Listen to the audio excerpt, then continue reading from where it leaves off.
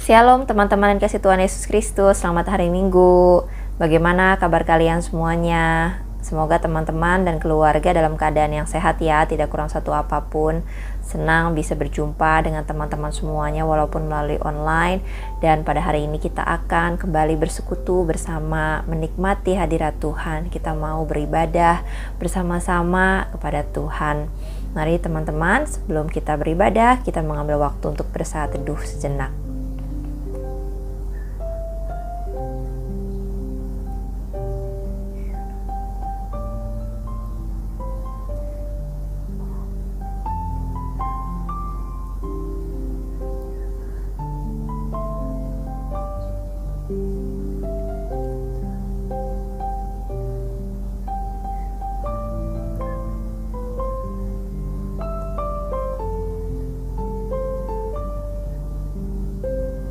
Haleluya, amin. Baik teman-teman, kita mau bersama-sama memuji dan memuliakan Allah kita. Kita akan menaikkan pujian dari Kidung Puji-Pujian Kristen atau KPPK nomor 26 yang berjudul Mulia Bagi Allah.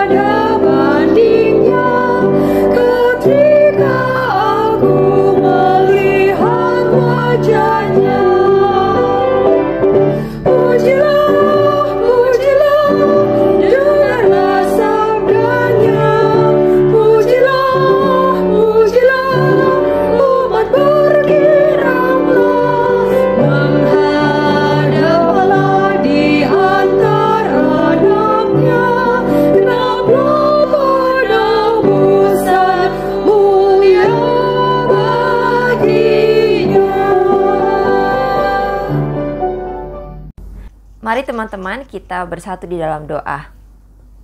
Allah Bapa yang bertahta dalam kerajaan sorga, kami mengucap syukur karena Tuhan telah memberikan kami kesehatan, nafas kehidupan, dan segala berkat yang melimpah dalam kehidupan kami dan keluarga kami.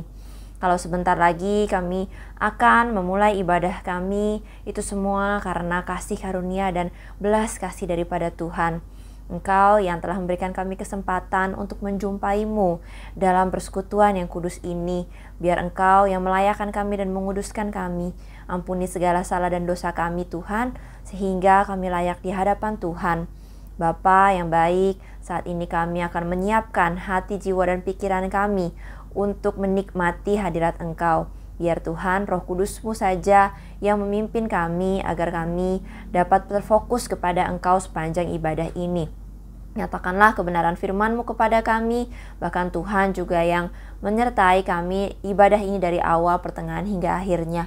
Terima kasih Bapa yang baik, kami mau memberikan yang terbaik bagi Engkau dalam ibadah ini. Di dalam nama Tuhan Yesus kami telah berdoa dan mengucap syukur, haleluya, amin. Teman-teman, sebelum kita masuk ke dalam pembelajaran kebenaran firman Tuhan, aku mau ajak teman-teman untuk menaikkan pujian yang berjudul Tenang. Mazmur 62 ayat 6-8 mengatakan, hanya pada Allah saja kiranya aku tenang, sebab daripadanya lah harapanku. Hanya Dialah gunung batuku dan keselamatanku, kota bentengku, aku tidak akan goyah. Pada Allah ada keselamatanku dan kemuliaanku, gunung batu kekuatanku, tempat perlindunganku ialah Allah. Bapa, Kau mendengar seruan hatiku,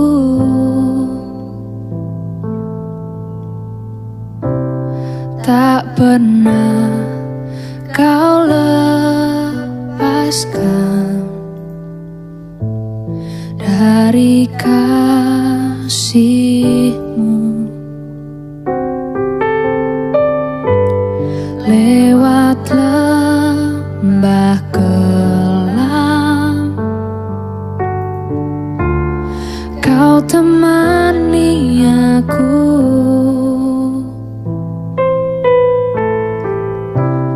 Roh-Mu bekerja selalu untuk kebaikanku.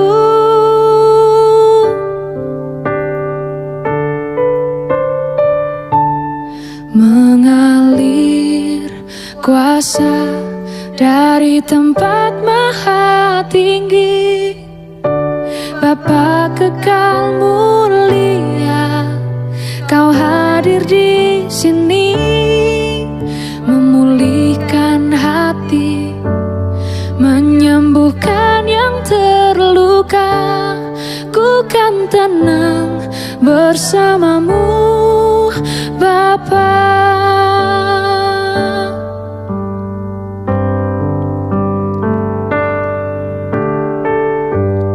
Lewat lembah kelam,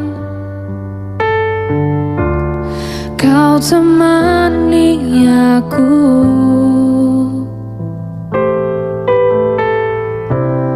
Roh-Mu bekerja selalu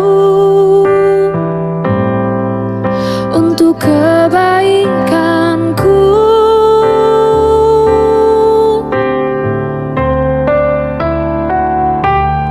Mengalir kuasa dari tempat maha tinggi, Bapa kekal mulia, Kau hadir di sini, memulihkan hati, menyembuhkan yang terluka.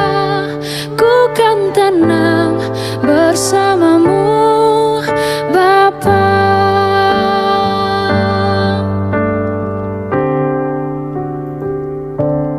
Mengalir kuasa dari tempat maha tinggi, Bapa kekal mulia, Kau hadir di sini, memulihkan hati, menyembuhkan yang terluka.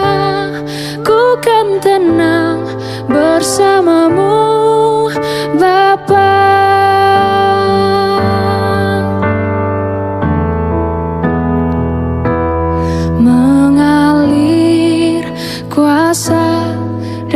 dari tempat maha tinggi. Bapa kekal mulia, Kau hadir di sini, memulihkan hati, menyembuhkan yang terluka. Ku kan tenang bersamamu, Bapa. Ku kan tenang bersamamu, Bapa. Ku kan tenang bersamamu, Bapa.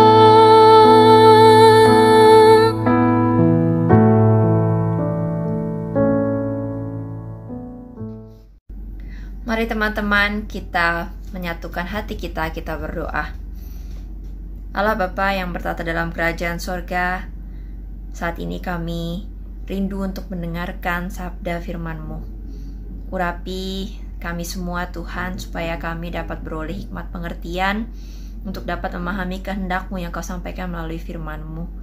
Bahkan Engkau yang menerangi langkah kami, masa depan kami dengan kebenaran firman-Mu ini. Tuhan, mampukan kami juga untuk dapat menjadi pelaku firman-Mu, sehingga apapun yang kami pelajari pada hari ini, semuanya dapat berema dalam hati kami dan kami dapat melakukannya. Ajari kami Tuhan, bentuk kami Tuhan, bahkan Tuhan yang tegur kami melalui firman-Mu ini. Berbicaralah kepada kami Bapa, hanya di dalam nama-Mu kami telah berdoa. Amin. Teman-teman yang dikasihi Tuhan Yesus Kristus, saat kita semua dilahirkan ke dunia, tentunya ada berbagai macam peran, tugas, kesempatan yang Allah berikan kepada kita. Ada yang Allah percayakan untuk menjalani perannya sebagai pelajar. Ada juga yang dipercaya menjadi orang tua, menjadi anak, menjadi seorang pendidik atau guru, menjadi staf atau karyawan, atau mungkin public figure, atau bahkan mungkin menjadi pebisnis. Macam-macam ya peran dan tanggung jawab yang Tuhan berikan kepada kita di dunia ini. Lalu ada juga yang Allah perhadapkan pada kesempatan untuk menjadi lebih baik. Misalnya dengan mengikuti sebuah perlombaan, kompetisi, pembelajaran, kenaikan karir, ujian kompetensi, atau bahkan mungkin tugas pelayanan baik itu di sekolah minggu, di komisi pemuda, atau di gereja. Semua itu adalah bentuk panggilan dari Allah, bentuk pengutusan dari Allah kepada kita semuanya di dunia ini untuk mengerjakan semua panggilan itu dengan baik, bukan untuk kepentingan diri sendiri, melainkan untuk kemuliaan Allah. Nah teman-teman, namun berapa banyak di antara kita ya seringkali menolak mengerjakan kepercayaan atau menolak kesempatan yang sebenarnya sudah diberikan kepada kita. Terutama kalau kita nilai tugas itu atau kesempatan itu berat, mustahil untuk dikerjakan, atau bahkan tidak mungkin diselesaikan, tidak sesuai dengan kemampuan kita, bahkan kelihatannya akan mempersulit kehidupan kita yang sudah nyaman-nyaman saja sejauh ini. Misalnya ya teman-teman, ketika kita hendak dipercaya untuk menjadi ketua kelompok, atau dipercaya untuk mengikuti sebuah kompetisi, atau bahkan dipercaya untuk memimpin pujian, misalnya ibadah sekolah atau di gereja. Bahkan lebih daripada itu, mungkin saja kita diutus oleh Allah untuk berbuat kebaikan yang menolong sesama kita, saudara-saudara kita seiman. Teman-teman, apakah kita termasuk anak-anak Tuhan yang langsung menjawab panggilan itu? Ya, aku bersedia. Oke Tuhan, aku mau. Oke, aku ambil. Atau kita cenderung mengatakan, aduh, aku kan gak bisa, aku gak mampu, aku gak ngerti sih yang kayak gituan. Jangan aku deh, yang lain aja aku skip. Kalau kita cenderung mengatakan kalimat yang kedua, ya, mencari-cari alasan untuk menghindar atau menolak, apa yang kita alami tersebut mirip seperti yang Musa alami ketika Musa dipanggil dan juga diutus oleh Tuhan. Nah teman-teman, mari sama-sama kita mau membaca kisah Musa di bagian Alkitab kita hari ini dari Keluaran pasal yang keempat ayat 1 sampai 17. Jadi di Keluaran 4 ini Musa sudah bertemu dengan Tuhan ya. Sebelumnya kita ketahui Musa ini adalah salah satu putra atau anak ya dari pasangan keluarga Lewi yang dilahirkan di tanah Mesir. Saat itu Raja Mesir sangat ingin menghabisi keturunan-keturunan dari keluarga Mesir karena Raja baru Mesir ini melihat bahwa rakyat atau bangsa Israel terlalu amat banyak jumlahnya, bahkan bisa melebihi rakyat Mesir sendiri. Sebab itu Raja memerintahkan supaya semua anak laki-laki dari keturunan bangsa Israel dibunuh atau bahkan dibuang ke Sungai Nil. Ya, jadi mereka yang lahir dari keturunan bangsa Israel, orang Ibrani, harus dibuang ke dalam Sungai Nil.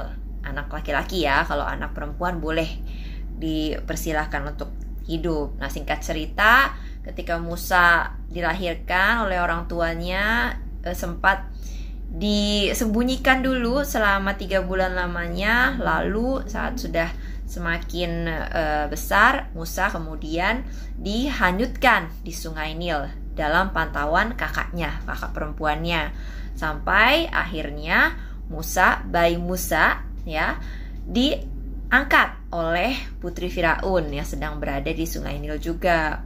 Ya, setelah diangkat oleh putri Firaun, kemudian masih dirawat lagi oleh ibunya untuk pelihara sementara waktu ya, supaya ibu dari Musa ini bisa menyusukan Musa. Sebab itu setelah Musa disusukan oleh ibu kandungnya sendiri ya, terus kemudian Musa kembali ke kerajaan Firaun, dirawat oleh putri Firaun, dan bahkan Musa menerima pendidikan dan kehidupan yang sangat layak sebagai pewaris tahta kerajaan Mesir. Nah, tapi singkat cerita lagi, kemudian Musa tergerak hatinya ketika melihat bangsanya sendiri, bangsa Israel, dianiaya oleh orang-orang Mesir, sehingga ia berbuat sebuah tindakan yang akhirnya membuat Musa harus melarikan diri dari Mesir karena ketahuan pernah membunuh orang Mesir yang menganiaya orang Israel, bangsanya sendiri. Sampailah Musa di tanah Midian.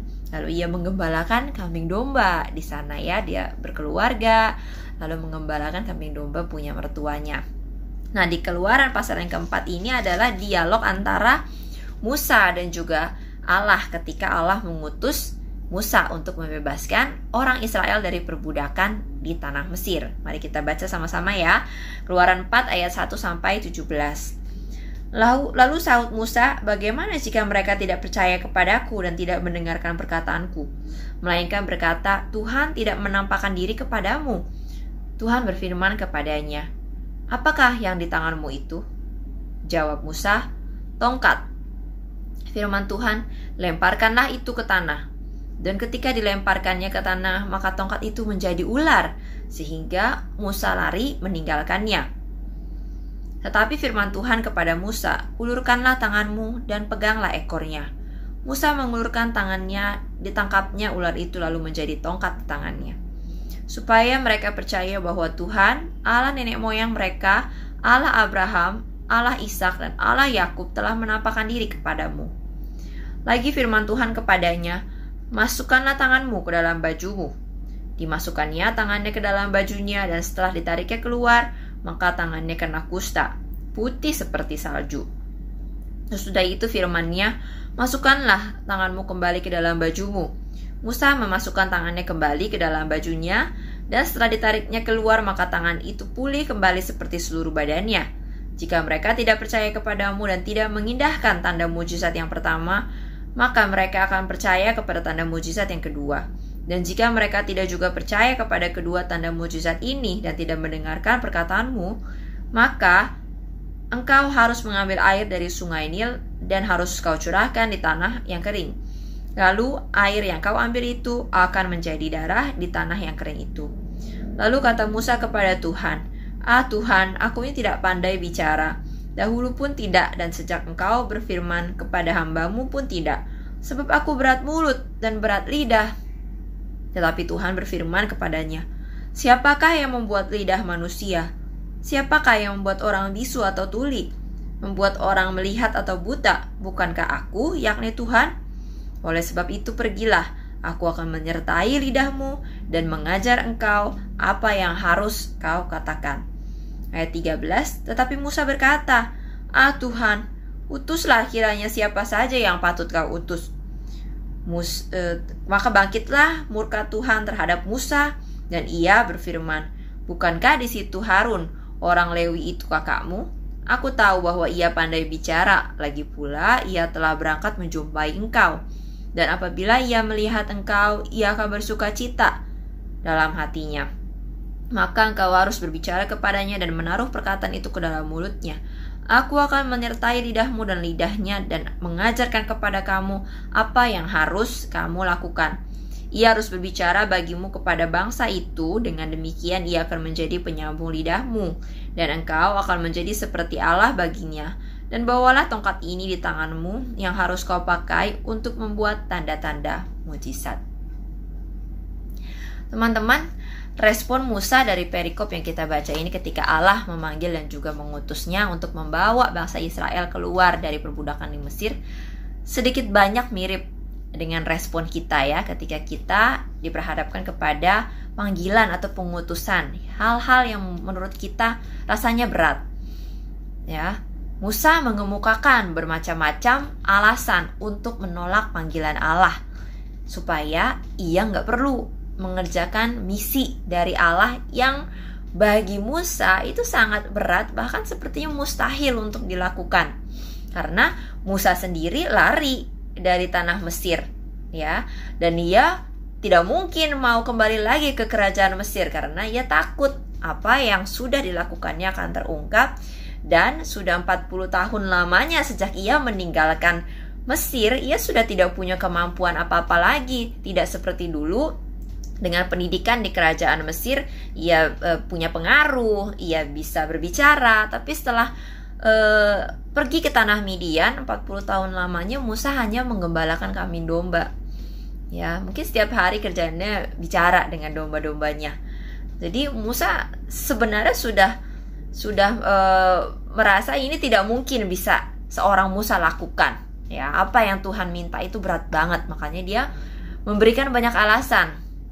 Teman-teman, ada sebuah quotes dari seorang penulis bernama Ellen Price ya, yang berkata, where the heart is willing, it will find 1,000 ways. Where it is unwilling, it will find 1,000 excuses. Quotes ini berarti ketika hati kita mau, maka akan terbuka ribuan cara. Ketika hati kita tidak mau, maka yang ada adalah ribuan alasan, seperti yang terjadi dalam kasusnya Musa. Ya, berkali-kali Musa mengatakan, bahkan sejak pasal ketiga sebelumnya, ada banyak alasan yang menurut Musa rasional untuk mengatakan dan menekankan bahwa Musa tidak punya kemampuan yang cukup untuk mengerjakan apa yang Allah minta ini, sehingga kemudian Allah perlu untuk terus-menerus meyakinkannya di pasal yang keempat ini. Ya, apa sih keberatan dan pertanyaan juga alasannya Musa?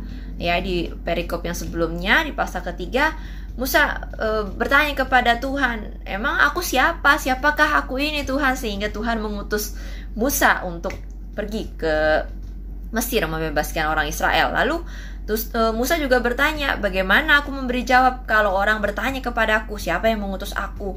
Bagaimana orang bisa percaya? Lalu Musa juga bertanya, gimana kalau orang gak percaya dan mendengarkan aku? Secara aku bukan siapa-siapa tadi ya, aku gak punya kemampuan apa-apa. Orang juga mungkin gak percaya siapa yang mengutus aku, tiba-tiba aku datang ke sana.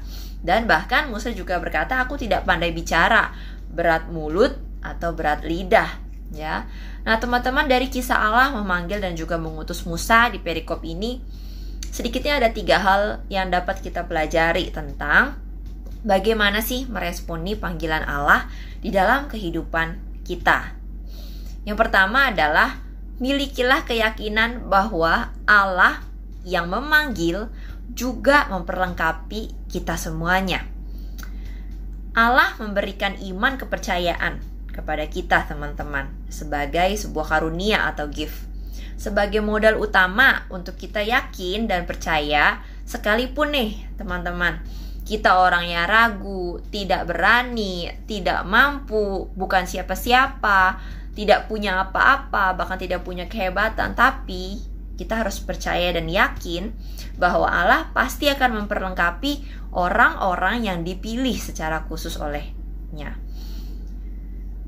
Mengerjakan panggilan Allah itu memang penting, teman-teman. Tapi mempercayai penuh kepada siapa yang memanggil kita untuk mengerjakan panggilan itu adalah bagian yang juga teramat penting. Sederhana sekali ya teman-teman, di perikop ini bahkan Allah hanya bertanya kepada Musa, apa yang ada di tanganmu? Jadi begitu Allah memilih Musa untuk melakukan misinya yang begitu spesial, Allah tidak seperti sedang merekrut karyawan, ya, menganalisa CV-nya, melihat resumenya, melihat latar belakang dan lain sebagainya. Tidak seperti itu. Sederhana sekali, Allah hanya bertanya kepada Musa apa yang ada di tangannya. Lalu Musa menjawab, tongkat. Ya, hanya dengan tongkat Allah memakai Musa untuk membuat bangsa Israel dan juga bangsa Mesir percaya bahwa Allah lah yang mengutus Musa, bahwa Allah yang bekerja menyertai Musa. Hanya dengan tongkat Allah memakai Musa untuk memperlihatkan kemahakuasaan Allah, mujizat-mujizat di tanah Mesir. Bahkan dengan tongkatnya Allah memakai Musa untuk membelah laut Teberau, memukul gunung untuk mengeluarkan air untuk diminum, bahkan untuk menunjukkan kemenangan dalam pertempuran bangsa Israel. Jadi tongkat itu pun walaupun sederhana, yang hanya biasa Musa pakai untuk mengembalakan domba, dipakai oleh Allah dengan luar biasa. Bahkan kemudian tongkat itu disebut dengan tongkat Allah, ya, the rod of God. Kita harus percaya bahwa Allah itu sanggup memakai apapun yang kita miliki, sekalipun sederhana. Seperti Allah menggunakan apa yang ada di tangan Daud, ya, masih ingat teman-teman, Daud melawan Goliat hanya dengan kerikil dan juga ketapel. Allah memakai apa yang ada di tangan Daud, yaitu kerikil dan ketapel, untuk membunuh dan menaklukkan Goliat. Bahkan Yesus menggunakan apa yang ada di tangan seorang anak laki-laki kala itu untuk memberi makan, yaitu sebakul berisi 5 roti dan juga 2 ikan. Untuk apa? Memberi makan ribuan orang saat itu. Jadi teman-teman, Allah tidak membutuhkan kita yang mampu. Karena apa? Karena Allah yang akan memampukan kita melakukan pekerjaan-pekerjaan yang memang Tuhan percayakan untuk kita lakukan, untuk mengerjakan panggilannya. God meets our needs. God is mighty. God is able. God provides. Tuhan menyediakan apa saja yang kita butuhkan untuk mengerjakan misinya. And God will take care of everything. Dia yang akan membereskan semuanya, sekalipun kita tidak mampu dan tidak punya apa-apa. Dalam 1 Petrus 5 ayat 10 dikatakan, dan Allah sumber segala kasih karunia yang telah memanggil kamu dalam Kristus kepada kemuliaan yang kekal, akan memperlengkapi, meneguhkan, menguatkan, dan mengokohkan kamu sesudah kamu menderita seketika lamanya. Ya, Allah dengan segala kasih karunia-Nya memanggil kita kepada kemuliaannya yang akan memperlengkapi dan meneguhkan kita, seperti apa yang akan Allah lakukan kepada Musa. Lalu yang kedua, teman-teman, fokuslah kepada Allah yang memanggil kita dan mengutus kita, bukan pada masalah yang belum tentu akan terjadi. Terlalu sering kita akhirnya berkutat pada masalah yang sebenarnya belum tentu akan terjadi, karena kita tidak bisa tahu akan masa depan. Karena faktor kekhawatiran dan ketidakpercayaan kita bahwa Allah yang berdaulat mengatasi diri kita dan juga semua masalah tantangan kita. Ketika Musa bertanya di perikop tadi, bagaimana jika mereka tidak percaya kepadaku dan tidak mendengarkan perkataanku? Ya, Musa keberatan kepada Allah dan bertanya, kalau orang Israel dan juga orang Mesir tidak percaya kepadaku, bagaimana? Nah, saat Musa bertanya kepada Allah kalimat tersebut, sebenarnya Musa sendiri sedang mempertanyakan kepercayaannya kepada Allah. Ya, karena bagi Musa itu masih hal yang mustahil untuk dilakukan. Jadi bukan hanya bertanya bagaimana kalau dia pergi dan orang lain gak percaya, tapi dia juga sedang mempertanyakan ketidakpercayaannya kepada Allah yang mengutusnya melakukan sesuatu yang mustahil itu. Dengan 2 mukjizat yang Allah tunjukkan tadi ya, untuk Musa alami secara langsung, tongkat berubah menjadi ular, lalu kemudian bisa berubah lagi menjadi ular ya. Terus kemudian tangan yang bersih murni dimasukkan ke dalam pakaiannya menjadi kusta, lalu kemudian saat dikembalikan lagi ke dalam pakaiannya akan menjadi putih bersih lagi. Ya, sudah 2 mukjizat Allah tunjukkan untuk Musa alami secara langsung.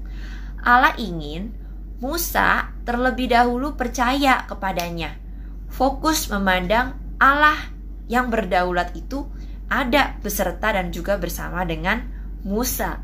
Karena Musa terlalu menyibukkan pikirannya memikirkan hal-hal yang belum tentu terjadi, masalah-masalah yang dia tidak tahu akan terjadi atau tidak. Makanya dari itu dengan 2 mukjizat itu Allah ingin supaya Musa fokus kepada Allah. Penyertaan Allah saja sebenarnya itu sudah cukup teman-teman buat Musa. Bahkan dari perikop sebelumnya pasal ketiga dikatakan bahwa Allah akan menyertai Musa.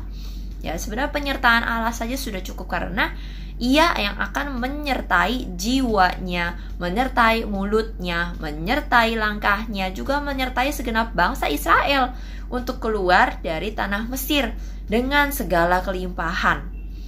Seharusnya teman-teman, karena kita sudah merasakan dan mengetahui panggilan Allah dalam kehidupan kita, baik itu di sekolah misalnya, untuk kita berprestasi, untuk ambil bagian memimpin, atau di organisasi, di keluarga, di pekerjaan, dan dimanapun, ya mungkin akan sangat besar dan berat tantangan-tantangan kita. Ya, tetapi teman-teman, apa yang Allah ingin sampaikan melalui firman Tuhan hari ini, agar kita senantiasa memandang kepada Allah yang memberikan panggilan itu, yang mengutus kita.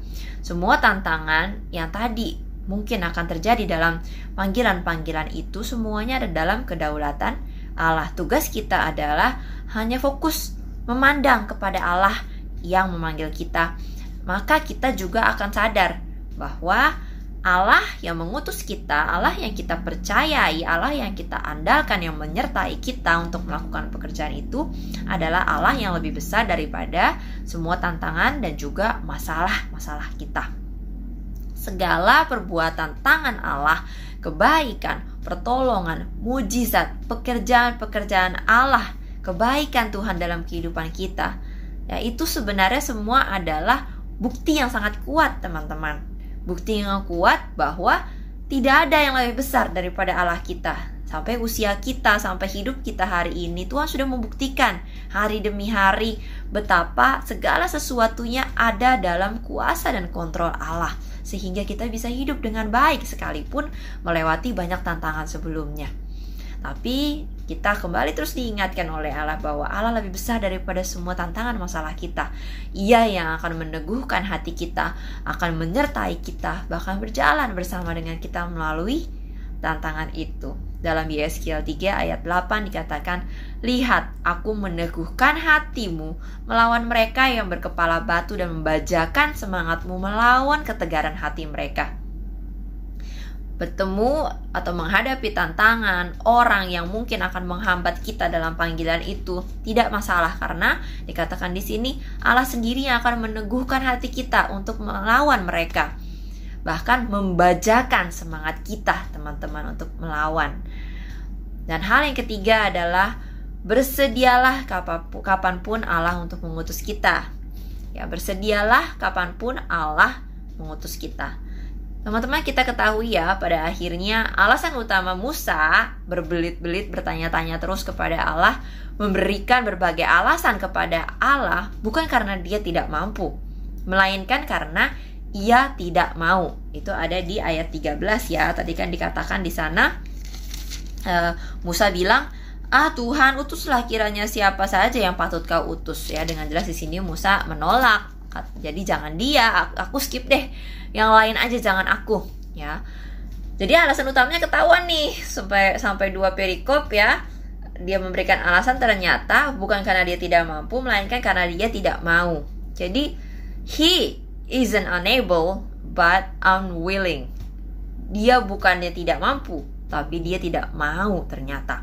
Nah teman-teman, yang menarik, Allah itu nggak marah, nggak murka kepada Musa ketika Musa bertanya-tanya dan juga memberikan alasan bahwa dia tidak mampu. Tetapi Allah murka begitu ia mendapati bahwa Musa tidak mau. I'm unavailable, God. Ya, saat Musa mengatakan itu, Allah langsung murka. Pada akhirnya Allah menghukum Musa dengan membawa Harun untuk menemani Musa memimpin bangsa Israel.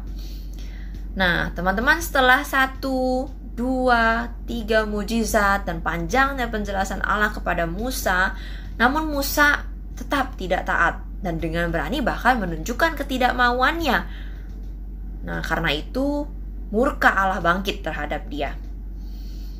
Berapa banyak teman-teman di antara kita membutuhkan banyak tanda-tanda yang lebih jelas, ya, mujizat yang lebih nyata, berkat-berkat yang lebih terasa, supaya kita percaya dan taat pada panggilannya, sehingga kita bisa auto merespon, ya Tuhan, saya bersedia.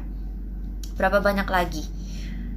Padahal tadi kita sudah katakan bahwa sepanjang usia kita sampai hari ini, hari demi hari Allah sudah membuktikan, ya, segala sesuatu yang terjadi sampai hari ini dalam kehidupan kita itu adalah pembuktian Allah, betapa Allah tuh menyertai, betapa Allah tuh betul-betul sungguh-sungguh ingin menjagai dan juga membawa kita kepada pengutusannya, kepada misinya, kepada panggilannya.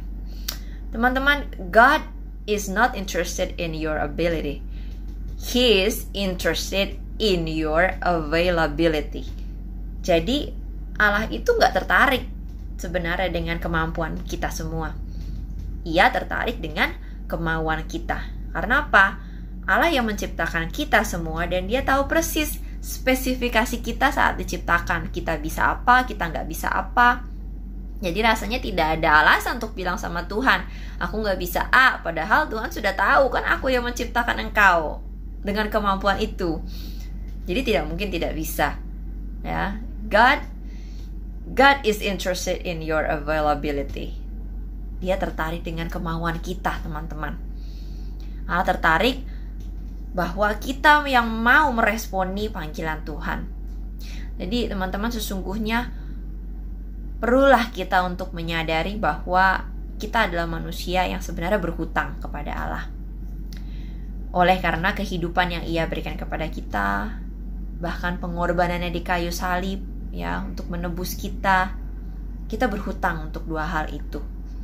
Sebab itu sebenarnya tidak ada alasan bagi kita untuk tidak mau atau menolak panggilan Allah bagi kita untuk mengerjakan pekerjaannya di dunia ini, untuk menyatakan pekerjaan Allah yang mulia bagi orang-orang sekitar kita, dan untuk menyatakan nama Allah yang mulia bagi banyak orang di sekitar kita yang belum mengenal Kristus. Jadi teman-teman, melalui pembelajaran kisah Musa saat ini, kita mau meneguhkan kembali hati kita, komitmen kita kepada Allah untuk bersiap, untuk bersedia untuk diutus oleh Allah.